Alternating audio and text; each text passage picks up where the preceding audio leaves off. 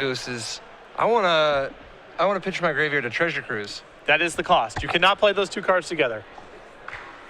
But that's a card that, when Blue-Red Delver first broke onto the scene, was all but absent from the SCG Open circuit, and in recent weeks has come back and put up some good results. We've had a second-place finish with the deck a few weeks ago. I believe Stephen Mann top-8'd in Portland last week, and these are decks that are eschewing Treasure Cruise because the green decks are so well-suited to fight these iterations of Delver. This is interesting. This is a Blue-Red Delver list, but he does have one Underground Sea, Dylan Donegan. He's got one Underground Sea to power his 4 Cabal Therapies in the sideboard. And 2 rounds ago, we had Dylan Donegan square up against Jim Davis, and those Cabal Therapies, Jim Davis playing Storm, those Cabal Therapies did a lot of work. Oh, yeah. No quiet speculation for Lingering Souls Cabal Therapy yet. But No, not quite. Listen, the Legacy metagame evolves very slowly. I'm still waiting for quiet speculation for Roar of the Worm. When is that going to be a thing? It would not be that bad against Blue-Red Delver. 6/6s are not that equipped to handle. It's probably not very good. But Tarmogoyf is good. Tarmogoyf is definitely good against these decks. The only thing with quiet speculation is that it's not quite as versatile as Intuition. It's true. But one less mana in Legacy is a huge deal. Yeah, plus you get the card into your sideboard, into your graveyard faster.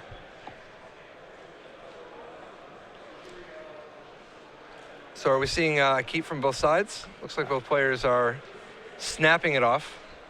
Kent looked like he had 2 lands and a Tarmogoyf, so that's always good. Probably not sending that back as Dylan opens up with Delver of Secrets. Do we know for sure that's Delver of Secrets? Could that be a Huntmaster of the Fells? Maybe Checking a Bloodline Keeper? Checking the deck list, see if there's anything else. Checking it twice. All right, confirmed. All right. Better to be safe than sorry, though. Yeah, absolutely. And Kent can open up with one of his own. That is met by a Daze from Dylan, and Kent dazes right back. No flip here for Dylan. But a replaying of the Volcanic Island, a Fork Bolt, 1/1 to Kent and the Delver, and comes across for a point of damage. Being on the play, so good in this matchup. And in Constructed Magic in general, and particularly in Legacy. You see an Underground Sea here, a Ponder from Kent. Looking at Disfigured, Daze, Deathrite Shaman. What do you think about the surge of disfigures lately? I think it makes a lot of sense. Kent had, I was covering a feature match of his a few weeks ago where he was playing this deck. He had 1 copy in his main deck, and I said I thought it should have been 2 or 3, given where the metagame's at. Again, no flip from Dylan. 1 point comes across. Scalding Tarn, fetching. And a young Pyromancer. Kent will daze that as well. Yeah, I mean, he wants to get to 2 for this Tarmogoyf, but he also can't fall any further behind than he already is. And here is a land and a Disfigure. And Kent now under no pressure. This would be a very good spot for Dylan to have Treasure Cruise. Yeah, either one of these players, the first one that actually busts out a Treasure Cruise is going to have a real nice life. Well, Kent already with his in hand. All he needs is to get 2 more cards into his graveyard. A Fetch Clan would be exactly what the doctor ordered. And it looks like he might have one. But Kent also with Tarmogoyf, so even if the Treasure Cruise doesn't resolve here, he's got another really nice backup plan here. Oh yeah, most likely he'd lead with the Tarmogoyf and have the Treasure Cruise come in third. Or come in when he has 30 mana. So land and another Delver. And Dylan passes the turn back. Probably an indicator that he does not have Treasure Cruise right now.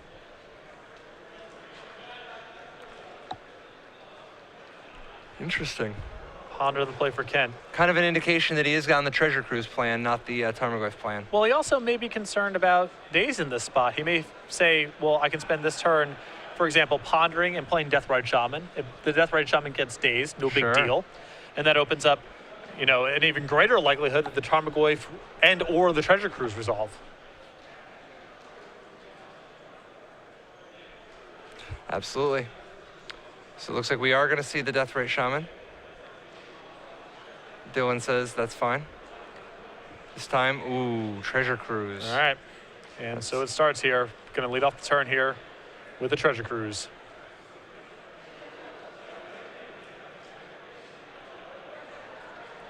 And this is how the snowballing starts. It hasn't gotten out of hand, but if he found a way to counter Kent's Treasure Cruise here, that could be problematic. And in the ponder right now, looking at a Force of Will among other cards. We'll see if Dylan wants it. Are you pondering what I'm pondering? Probably not. I suspect you and I ponder different things. I was just wondering where we're going to find rubber pants our size. Oh. You know, if this is one of those take over the world type of situations. Yeah, it's going to be tough. I don't know. See a post-combat lightning bolt, main phase lightning bolt here, taking down Ken's Deathrite Shaman. Not a bad turn here from Dylan. Yeah. I was hoping he just sent it upstairs. Just let him know. Yeah, send a message, you know. Delver comes across, and another Delver. I believe Dylan's hand is Force of Will plus another Treasure Cruise. Play him like he's Patrick Dickman, you know? Just lightning bolts. Just straight to the top rope. So now one of the tough things here is the Tarmogoyf, which is ostensibly good against Blue-Red Delver. Not great at blocking Delver of Secrets itself. Though Kent's got some play in his hand. He's got an Abrupt Decay. You see Kent gonna fire off his own Treasure Cruise. We'll see if Dylan wants to respond with anything. Asking how many cards are in Kent's hand. And it's interesting, he has to daze here or forever hold his peace because the Abrupt Decay is undazable. So Dylan says that's fine, that resolves.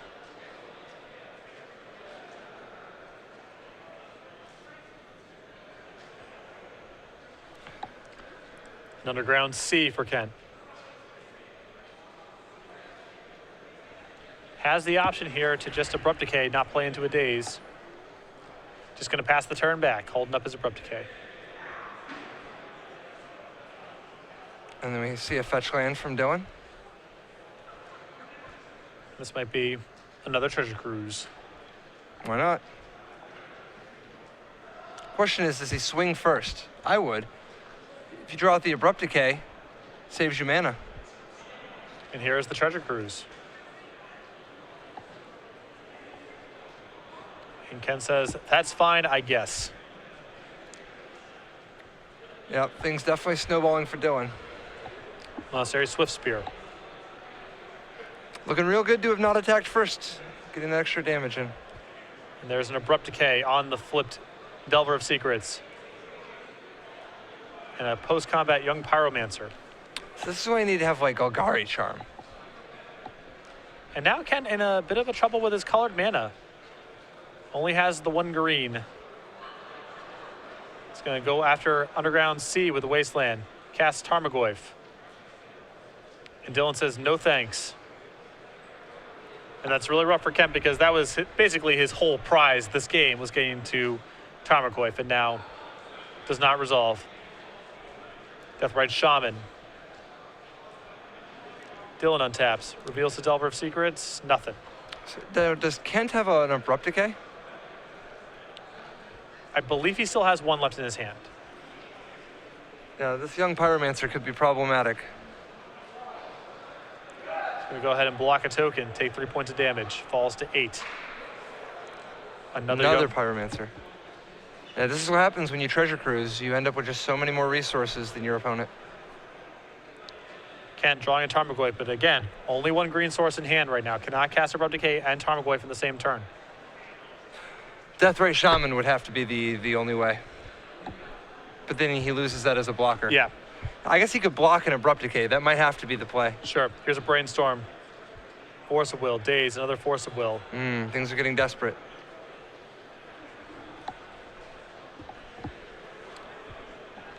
What are Kent's best ways to try to get back out of this? I mean, does he have his own Treasure Cruise, removal spells to take care of the Young Pyromancer and hope that the Tarmogoyf does enough work? Makes sense. Passes the turn. Daze. So I believe this was a misstep from Kent because Dylan can still target the Abrupt Decay with this Daze and get some triggers out of his Young Pyromancer. Would have been good to do this on the upkeep. But it looks like Dylan is not sure that's even worth it. Yeah, contemplating now. The biggest reason to do this is when are you going to get any other value out of the days? At least this way you have 2 1/1s. Right, the argument for keeping the days is if you find a cantrip plus a shuffler, the days is something that you can put back. There's also the question of how much is making a couple 1/1s worth when your opponent has a Tarmogoyf and a Deathrite Shaman, and Right. it looks like Dylan's going to say, okay. And now Ken's starting to maybe get things turned around a little bit. Yeah, he's beginning to come back. But the problem is that as soon as Dylan draws a single cantrip, he's going to explode with these 2 Pyromancers. The nice thing is that Deathrite Shaman sitting in play offers him a little bit of a life buffer. I think to your point, I think Kent may be contemplating an attack here. He might say, you know what, I can't win on defense.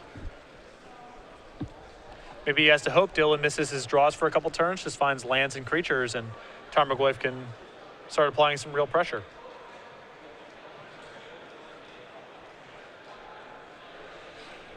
Kent's still in the tank. What to do with this Tarmogoyf Deathrite Shaman situation? How to maximize? Also considering main facing the Deathrite Shaman here to keep Dylan off of resolving a Treasure Cruise if he happens to draw it. A lot going on here from Ken's side. And he declines. Wow. Another young Pyromancer. A single cantrip and things are going to get crazy. Kent gonna Deathrite Shaman in a turn, knocking Dylan down to 12.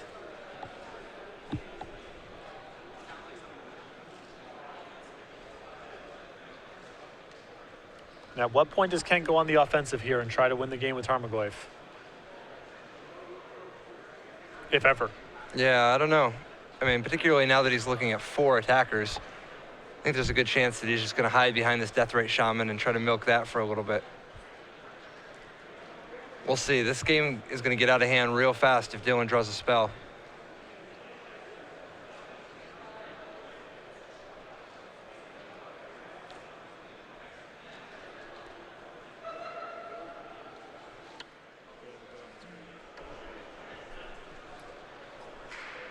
So we are going to be cutting back here as we have a momentary delay in the match. Welcome back to the booth. Patrick Sullivan, Patrick Chapin, Star City Games Open Series featuring the Season 4 Invitational here in Seattle, Washington. Looks like even though 2 Treasure Cruises have resolved and Kent is barely holding on to the game, it's not inconceivable for him to pull that one out. No, he's actually starting to make a little bit of headway. The Deathrite Shaman is giving him not just a little bit of a clock on Dylan, it's giving him a backup in the form of a way to gain a little bit of life if things go south, and it's giving him a way to keep Dylan off of Treasure Cruise. And it looks like we're passing back over to Kent. Kent's turn. He's got all the permission in the world, but that's not going to help him against an army of young Pyromancer tokens if Dylan draws anything he can cast.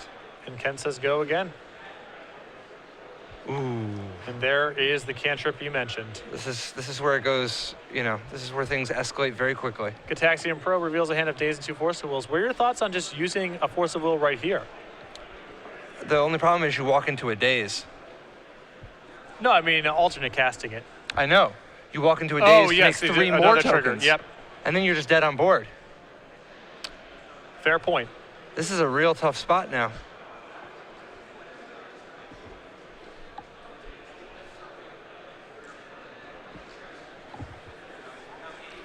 Interesting. I'm not sure I could kind of imagine just getting in there. The Swift Spear was even a 2/3 anyway, so it's not like the Deathrite Shaman could punk it. Yeah. Here's the thing. If Dylan's top card is a land or an uncastable spell, I think he still gets to hold it. He can't quite kill Kent just yet, I think. Oh, maybe now with the Delver flipped, I think he may have it.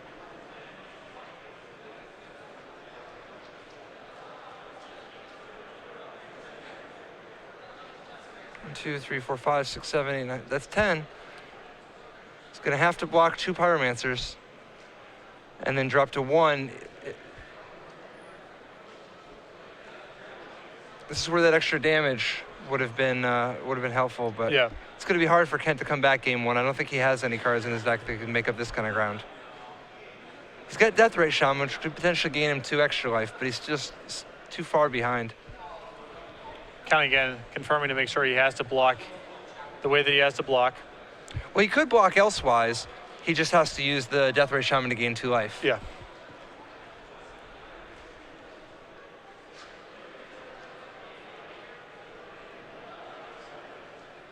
And Death Ray Shaman down. So now Kent, now is he at 1 or 3? 1. I think he barely survived, but knocks it in. nothing to be done this turn. He's going to give it up. Dylan Donegan on the back of those treasure cruises takes game 1. Now, in the sideboard, Dylan has, that Cabal Therapy that we mentioned before, but I don't think this is the matchup for it. It seems like his primary weapons are going to be things like Dismember as an additional answer to something like Tarmogoyf, and Pyroblast just to be able to counter Treasure Cruise. Yeah, having some efficient tools to fight Treasure Cruise. A lot of these decks go to those kind of cards, and it makes sense, as you saw. Game number 1, they're really defined by Dylan, able to get his Treasure Cruises to resolve and overpower Ken, even though that Tarmogoyf was probably worth multiple cards. Just didn't really matter enough. On the other side, Kent, with a Pithy Needle, a Thoughtseize, a True Nemesis, 2 copies of Disfigure, 2 Flusterstorms, 2 Nile Spellbombs, 2 copies of Golgari Charm, 2 Crozan Grip, 2 Vendilion Click. I really like the Golgari Charms a lot in this matchup, as it can catch up even if Young Pyromancer gets out of control. I think the 2 copies of Disfigure, so he can go up to 4 copies, very good here to keep Dylan's board contained. Definitely. I don't know if he's going to want to go so far as Nile Spellbomb, but again, if the matchup is about Treasure Cruise, then going after his graveyard is very powerful. Yeah, it's a tough call if you got that kind of time, but I think it's very possible that he might want to. The combination of 4 Disfigures backed up with 4 Abrupt Decays, plus 2 Golgari Charms in case things slip a little out of control. I think that's going to go a long way towards making sure that he can actually defend himself this game. It's a real game plan. I mean, having that much cheap removal can help a lot, especially with backed up by Tarmogoyf. You might be able to clock Dylan so fast that even if Dylan gets ahead in the Treasure Cruise battle, Ken still got some game. Now, with all these Disfigures and no Snapcaster Mages anyway, is it possible you want Dead Weight as Disfigure number 5? Maybe. I mean, that's kind of crazy, but... It's also an enchantment for your Tarmogoyf in a matchup where no other people are putting enchantments in the graveyard. And it's one that actually goes to the graveyard pretty often. Yeah, no, I think there's an argument there. As we wait for these players to get ready for game number 2, we're going to talk about the newest addition to the Patrick Chapin Literary Collection, the update to Next Level Magic, the 2015 edition, now available. Yeah, absolutely. All-purpose strategy guide for how to get better at Magic, how to think about Magic, how to get better at Magic, and how to win more matches. Could not recommend enough. Both as a player and as a deck builder, a lot of valuable information in there. Yeah, plus it's a good time. It is a good time. Again, the paperback, for those of you who have been waiting for the paperback to come back out, this is your opportunity. If you want it on ebook, it's available there as well. StarCityGames.com/NLM to order your copy today. So we head on back to the match. Kent with quite the hole to dig himself out of. Yeah. I still think, with access to Tarmogoyf and cheap removal, even if Dylan's a little bit more efficient as the Treasure Cruise deck, Kent might have enough angles of attack to have a positive matchup here post-board. I sure like Dylan's position, though. He's playing Blue-Red Delver, nothing fancy, nothing clever, and he's got the 3 best creatures. I mean, Monastery Swift Spear, Delver Secrets, and Young Pyromancer. Which one of them isn't better than a Tarmogoyf? Monastery Swift Spear is, it's close at least. Maybe. Death Ray Shaman is close to as good as Monastery Swift Spear. I think contextually in the matchup, Tarmogoyf might be as good as the threats that Dylan's bringing to the table. What do you think are the best 1/2s in Legacy? I mean, Monastery Swift Spear, Death Ray Shaman, Stoneforge Mystic. Stoneforge Mystic's a nice one. Tarmogoyf, some percentage of the time. 1/2, aka the Abyss. As Kent's going to open up here with a Tropical Island and a Ponder. Looking at Tarmogoyf, Abrupt Decay, Treasure Cruise. Abrupt Decay, a card that was designed with Legacy in mind. The card was actually literally designed for Legacy. And makes a lot of sense. It's a format full of cheap cheap permanents that people are trying to protect with counter spells. So Abrupt Decay fits in very naturally into that kind of format. And they just wanted to take a lot of pressure off of the people who had, they want to take the counterbalance aspect and tone that down a little. Yeah, very good answer to counterbalance. You see Dylan with Volcanic Island and a Ponder of his own. No, Abrupt Decay is the perfect kind of content to add to Legacy. Oh, yeah. Cards like True Name Nemesis, they come with a risk. Treasure Cruise, Deathrite Shaman, but Abrupt Decay is almost all upside. Anyone trying to protect a cheap permanent with counterspells is probably up to no good. Yeah. Forget that guy. And he's won plenty of matches over the years anyway. Yeah, he can take the L on this one. So what do you think about these Wastelands in Kent's Sultai Delver deck? You don't see Wasteland as much anymore in Legacy. Well, alongside Deathrite Shaman, it's the perfect complement. Yeah. You get a mana advantage. What better way to leverage it? Sure, absolutely. Now, the Sultai Delver decks do historically have pretty bad mana, and it's weird in a format where you have dual lands and fetch lands. But we saw that game, the fact that Kent didn't have access to double green came up sometimes, and sometimes the deck isn't that efficient chaining together all of its spells, and one of the culprits is the Wastelands. He's not even playing Hymn to Turok, which is usually makes things even worse, and he's still having a little bit of mana issues. Yeah. You see Kent here, he's just going to cast the Tarmogoyf, not fearing a daze. And Dylan says that's fine. Forked Bolt to play. Daze here from Kent, and this is just an attempt to get an instant into the graveyard. Yeah, it's kind of fun that Forked Bolt, because of Ponder being there, would still have killed the Tarmogoyf. However, the Daze, by necessity, makes it so that even if Dylan pays, the Forked Bolt isn't enough damage to kill the Tarmogoyf. So I think Dylan's going to say, okay, that resolves. Tarmogoyf up to a 2/3.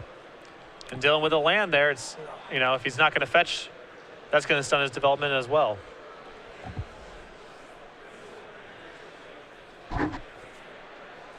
Kent with the ability to Wasteland Volcanic Island if necessary in order to make this Tarmogoyf even bigger. So good start here. We'll see what Kent wants to do here, looking at a hand with some cantrips in it. Again, no black mana just yet, as Kent will ponder. I like the sequencing here, leading with the Ponder so that in the event that Dylan has a Daze, he can pay with the Wasteland. By doing it in this order, he can still follow up with the Wasteland depending on what he draws into with Ponder. So Dylan is going to fetch in response. The single biggest thing Kent's looking for here is black mana, right? Yes, that unlocks his whole hand, as you see a Pyroblast.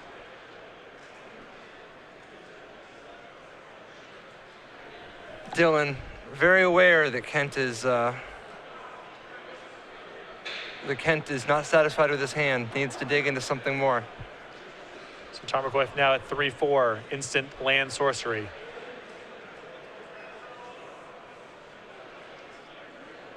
Kent deciding, does he even need to Wasteland now? Now that the fetch land has been popped, is it possible he wants to hold it? Well, whose land is more valuable? That's the question. I mean, he knows these Delver decks don't play very much mana. They don't need it, though. And maybe more important for him to be able to pay for a Daze with the Brainstorm he needs to resolve next turn than anything else. So you see Young Pyromancer, play from Dylan. Gataxian Probe now alternate cost. That's going to trigger the Young Pyromancer. Kent reveals a hand of Brainstorm, Disfigure, Abrupt Decay, and Treasure Cruise. 3 cards in the graveyard. Absolutely. I mean, Kent next turn, Brainstorm puts him at 4 cards. If he finds a fetch land, that's 5. Wasteland 6, he's still a little short. But if he finds black mana, he has a turn of Brainstorm and Disfigure the Young Pyromancer, Yeah. which is a pretty good consolation prize, setting the stage for Treasure Cruise the following turn. Absolutely. Kent takes an untap. It is True Name Nemesis. 1 copy in his sideboard. Brainstorm from Kent. And that's no mana Wow. and no shuffler. Spell Pierce, Brainstorm, and Abrupt Decay the cards. So is there another Brainstorm you said? Yes. So that's his best hope, is the next turn he can Brainstorm and just try to get out of it, right? Yeah, for sure. I mean, his hand offers no other option at this point. There's the Treasure Cruise, but he's not going to be able to resolve that for a while. At least the Brainstorm he does next turn will be a 5th card, so that if he finds a fetch land at 6, the Wasteland in play is 7, and Treasure Cruise for 1 mana. At least that's a thing. Kent going on the offensive here, or defensive? Offensive. Which one is it going to be? Yeah, the big thing he doesn't want here is to run face first into an elemental token and then get bolted. That would be a disaster. Ken here going to fetch at the end of the turn. Goes and gets another volcanic island. These decks used to play some number of basics, but now with the black splash, it's just all fetch lands and duels. I like it. And no regard whatsoever. Who cares about a wasteland anyway when you're playing this kind of deck? Yeah, I like these land-heavy decks like Dylan's, playing 16 land, 5 of which actually tap for mana. Welcome to Legacy.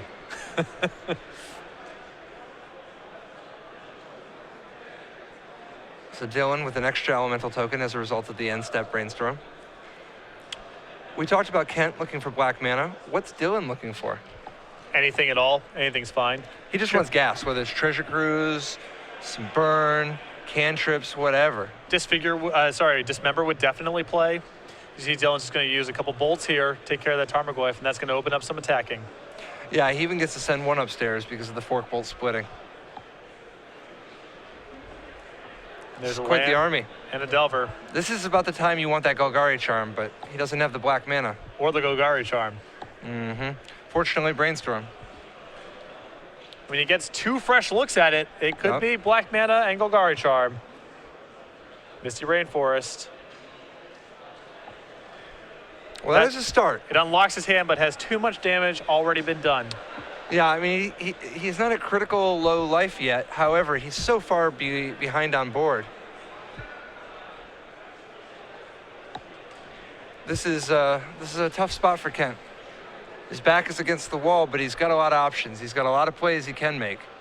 Disfigure, a nice tempo play this turn. He has the potential to shuffle away his 2 worst cards, disfigure the Young Pyromancer, so at least it doesn't get any worse. Problem is, if that Delver flips, he's on such a short clock. Well, he may have to play this game just assuming that the top of his deck is going to be a Golgari charm. Maybe a removal spell gets used on Delver of Secrets instead of Young Pyromancer. It's possible. Because Golgari charms is the only way to win anyway. Maybe. I think he still has time to do something. I mean, the fact that he's looking at 3 Pyromancer tokens, if he plays a Tarmogoyf next turn and kills the Delver, he might actually be able to stabilize. Ken here, gonna fetch. Gets an underground C.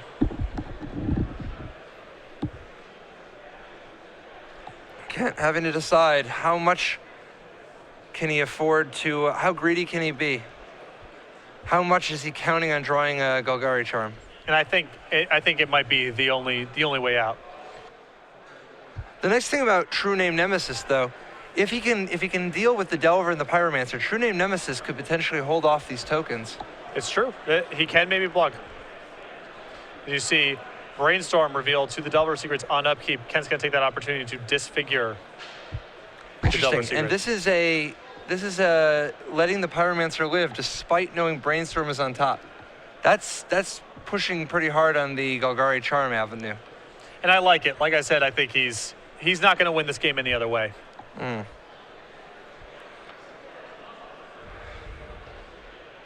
I guess that's an argument to not play the True Name of Nemesis. Give himself more draws because he doesn't want to have to kill his own True Name of Nemesis. Wow, a second Pyromancer. Just throwing caution to the wind here. Second Young Pyromancer knows the last card in hand is Brainstorm. That's gangster. And this is definitely a lethal attack next turn, so Kent's got to find Golgari charm. Gonna start things off with a Treasure Cruise. Dylan will respond.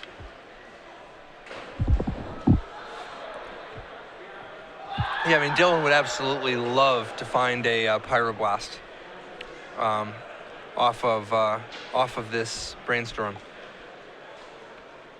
Here's Brainstorm. That's going to be 2 Young Pyromancer triggers.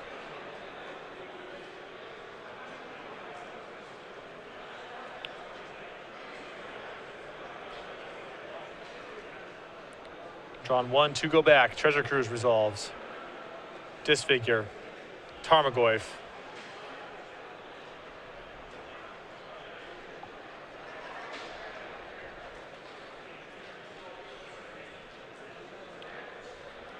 believe the last card drawn was a land.